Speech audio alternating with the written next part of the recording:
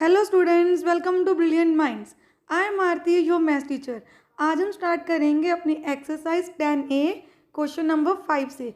Last video में हमने question number 1 to 4 already complete कर लिए हैं और जिसका लिंक भी आपको डिस्क्रिप्शन में इजीली मिल जाएगा क्लास 7 आपकी क्लास 8 की प्लेलिस्ट से। क्लास 8 की आप प्लेलिस्ट से जाके सर्च करोगे तो आपको सारी की सारी वीडियोज़ मिल जाएंगे। आपको बस सर्च करना है क्लास 8 ICIC। देन अब यहाँ पे देखिए हमें क्या करना है। क्वेश्चन नंबर 5 में हमें क्या दिया हुआ है, if 27 identical articles cost rupees this, how many articles can be bought for rupees this. चलिए स्टार्ट करते हैं ये क्वेश्चन। इस क्वेश्चन को स्टार्ट करने से पहले अगर आपने अभी तक चैनल को सब्सक्राइब नहीं किया है, चैनल को सब्सक्राइब कर लीजिए और बेल आइकन को प्रेस कर दीजिए, जिससे आपके पास न्यू वीडियोज़ की भी नोटिफिकेशन टाइमली आती रहेंगी। चलिए अब स्टार्ट करते हैं अपना क्वेश्चन नंबर 5।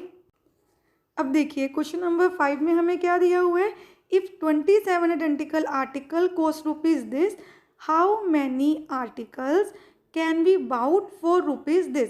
अब हमें ये बताना है कि अगर 27 में की कॉस्ट इतने रुपीज़ है तो इतने रुपीज़ में कितने आर्टिकल्स आएंगे हमारे पास, ये हमें सर्च करना है। देखिए अब ये फाइंड करने के लिए हमें क्या करना है, एक टेबल बनाएंगे जैसे हमने लास्ट वीडियोस में बनाया था। पहले हमने लिख लिया नंबर ऑफ़ आर्टिकल्स, देन हमने लिख ली नीचे कॉस्ट। अब यहाँ पे आप देखिए आपको बताना है 1750 में कितने आर्टिकल्स आएंगे। मैंने आपको लास्ट वीडियोस में भी समझाया था कि जब दोनों देखिए अब प्राइस बढ़ 1800 में 27 आ रहे थे, 1700 में कम आएंगे, तो प्राइस कम होगी तो आर्टिकल्स भी कम आ रहे हैं। दोनों ही क्वान्टिटीज़ यहाँ पे क्या हो रही हैं, कम हो रही हैं। तो यहाँ पे हमें क्या करना है, दोनों क्वांटिटीज अगर कम हो रही है तो कौन सा प्रपोर्शन है, डायरेक्ट। अगर दोनों इंक्रीज हो जाए तब भी डायरेक्ट प्रपोर्शन होता है, अगर अगर हमारे पास दोनों ही कम हो रही हैं तब भी डायरेक्ट होता है। प्राइस कम होगी है तो आर्टिकल्स भी कम आएंगे। अब हमें यहाँ पे क्या लिख देना है, फॉर्मूला। हमारे डायरेक्ट वेरिएशन का फॉर्मूला क्या है, x1/y1 is equal to x2/y2। अब हम यहाँ क्या कर देते हैं, वैल्यूज़ को पुट कर देते हैं। हमें यहाँ पे फाइंड करना है x, क्योंकि हमने यहाँ पे ऑलरेडी अपने टेबल में फॉर्म कर दिया हुआ है। सबसे पहले हम यहाँ पे लिखते हैं x1 की वैल्यू, और आपको ये भी ध्यान देना है अपने x1 और y1 कैसे लिखने हैं, नीचे कभी भी ऊपर नहीं लिख देना, वो पावर बन जाती है। तो 27/1890 किसके इक्वल है, x/1750 के। तो अब आपको याद रखना है, आपका फॉर्मूला आपने हर बार याद रखना है ध्यान से। अब चलिए यहाँ पे देखते हैं सबसे पहले कैसे सॉल्व करेंगे। हमें तो चाहिए x की वैल्यू, और हम क्या करेंगे 1750 को दूसरी साइड जाके कर देंगे मल्टीप्लाई। अब हम क्या करेंगे, इसकी कर लेते हैं कटिंग। पहले हमने 0 से 0 को कट कर लिया, अब हम 27 और 18 9 को कट कर लेते हैं 3 के टेबल में। देन अगेन हमने 9 के टेबल में कट कर लिया। अब हम देखते हैं कि 7 के टेबल में 175 जाएगा कि नहीं। तो 7 1 जा, देन 7 2 जा, और हमारे पास कितना आ गया, 7 5 जा 35। तो टोटल हमारे पास आंसर आ गया 25। एक्स की वैल्यू हमने फाइंड कर ली 25 आर्टिकल्स हमें मिलेंगे 1750 रुपीज़ में। चलिए अब स्टार्ट करते हैं अपना क्वेश्चन नंबर 6। देखिए इसमें हमें क्या दिया हुआ है, 7 kg of rice cost rupees 1120, how much rice can be bought for 3680। तो हमने राइस की वहाँ पे क्वांटिटी को ले लिया x, क्वांटिटी kg में ले ली, और कॉस्ट हमने उसमें ले। देखिए क्वांटिटी प्राइस बढ़ रही है तो आपकी क्वांटिटी भी बढ़ेगी। 1120 से 3680 हो रही है, तो ये डायरेक्ट प्रोपोर्शन हुआ हमारे पास। तो हमने लिख देना है डायरेक्ट वेरिएशन। अब आप सबको पता है डायरेक्ट का फॉर्मूला क्या होता है, x1/y1 is equal to x2/y2। आपको अपना फॉर्मूला लिखना है क्योंकि आपको पता है। ये ध्यान में आपने देना है कि जब भी दोनों क्वांटिटीज़ बढ़ रही हैं, जो दोनों डिक्रीज हो रही हैं, तो वो कौन सा होता है, डायरेक्ट वेरिएशन। तो आपका बस फॉर्मूला पुट करना है, और साथ में फॉर्मूला पुट करने के बाद जब फॉर्मूला लिख लेंगे, वैल्यूज़ को पुट कर देंगे और हमारा आंसर आ जाएगा। हमने लिख दिया यहाँ पे, देखिए x ओवर हमने 3680। देन अब क्या करेंगे, अगेन जैसे लास्ट क्वेश्चन में किया था 3680 इस साइड आके क्या हो जाएगा, मल्टीप्लाई। अब हम इस सब की क्या कर लेते हैं, कटिंग कर लेते हैं।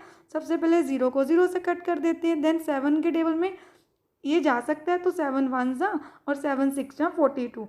अब हम 16 की कटिंग करते हैं इस नंबर पे। सबसे पहले 2 के टेबल में किया, 2 1 जा 2, 8 जा 16 एंड 2 4 जा 8 हो गया।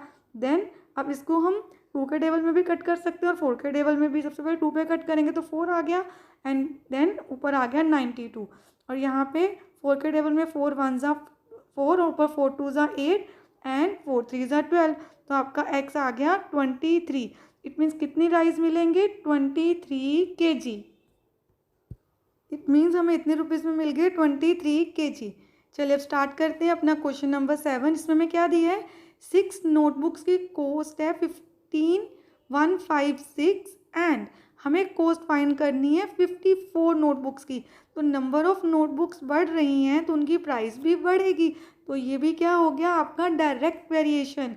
चलिए अब सबसे पहले आपको पता है हमें अपना फॉर्मूला लिखना है और वैल्यूज़ को पुट कर देना है। तो सबसे पहले लिखते हैं formula x1 over y1 is equal to x2 over y2। अब वैल्यू क्या पुट करनी है इनकी 156 over 6 is equal to x over 54। Again जैसे लास्ट क्वेश्चन में किया इसमें 54 इस साइड आके हम क्या कर देंगे डिवाइड कर मल्टीप्लाई कर देते हैं, कटिंग कर देते हैं 6 1 ज़ा एंड 6 9 ज़ा। अब सिंपली आपको क्या करना है x की वैल्यू फाइंड करने के लिए 156 के साथ 9 को मल्टीप्लाई कर देना है। तो देखिए इनको मल्टीप्लाई करके हमारे पास क्या आंसर आ गया रुपीज़ में आया 1404। यह आ गई 54 नोटबुक्स की कॉस्ट। चलिए अब स्टार्ट करते हैं क्वेश्चन नंबर 8। क्वेश्चन नंबर 8 में आपको दिया है कि 22 man can dig a 27 metre long tunnel in one day. One day मतलब डे वहाँ पे वन नहीं है, वन डे में 22 मैन अगर काम करेंगे 27 मीटर एक लॉन्ग टनल वो ट्रेंच को डिग कर देंगे। अब आपको बताना है how many man should be employed for digging 135 metre long trench of the same type in one day. वो ऐसी ही ट्रेंच बनानी है और सेम टाइम भी वन डे ही रहेगा। अब देखिए ट्रेंच लंबी है, टाइम आपने देखना है कांस्टेंट है कि नंबर ऑफ डेज नहीं इंक्रीज करने। पहले 27 मैन ये काम कर रहे थे तो 22 मैन काम कर रहे थे।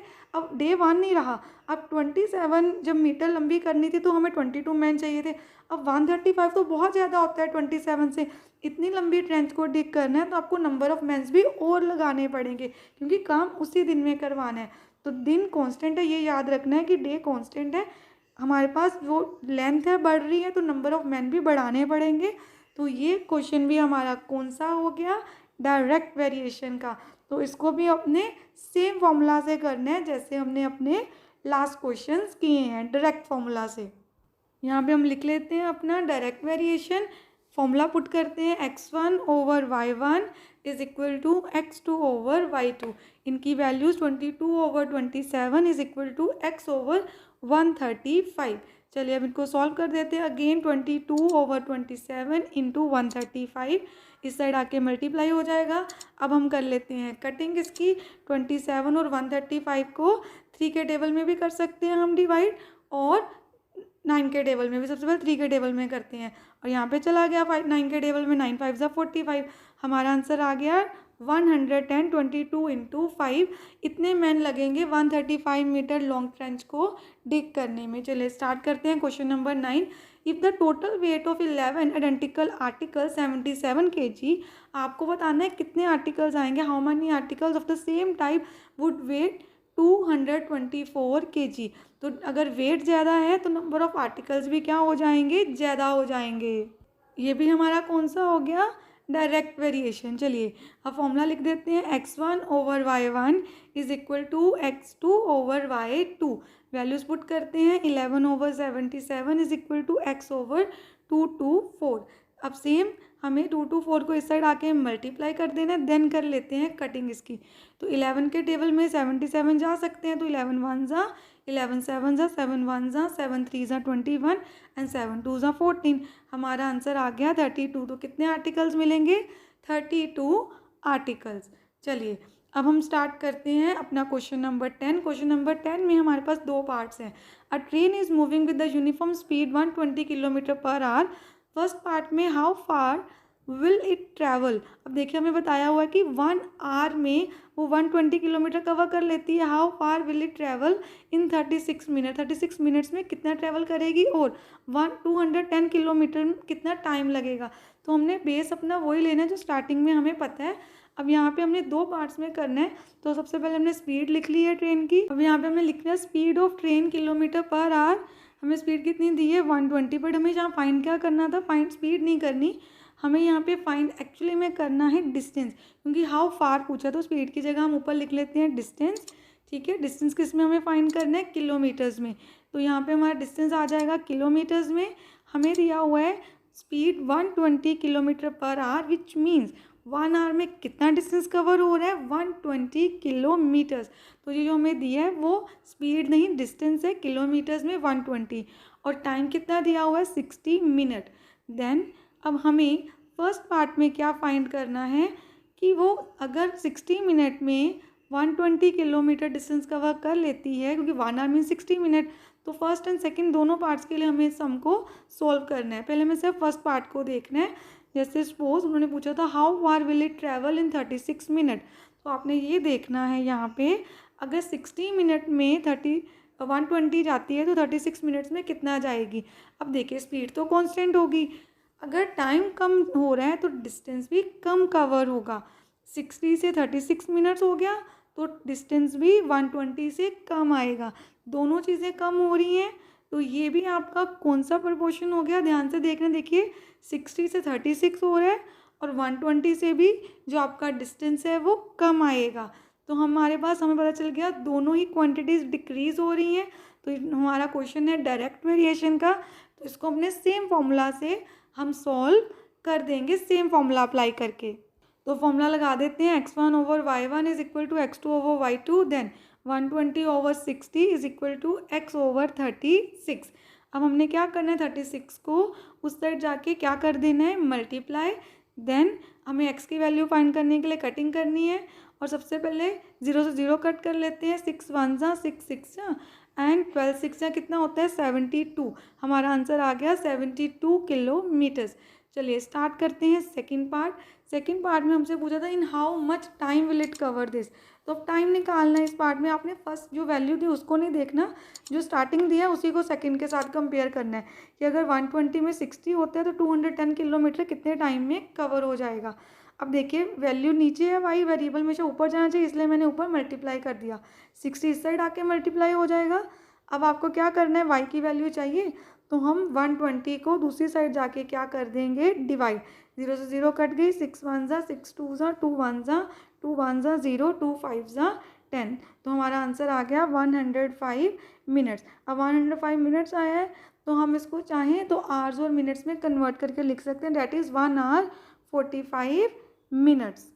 ये आ गया हमारा आंसर लास्ट क्वेश्चन का भी, जिसको हमने कन्वर्ट कर लिया है 1 आवर 45 मिनट्स में।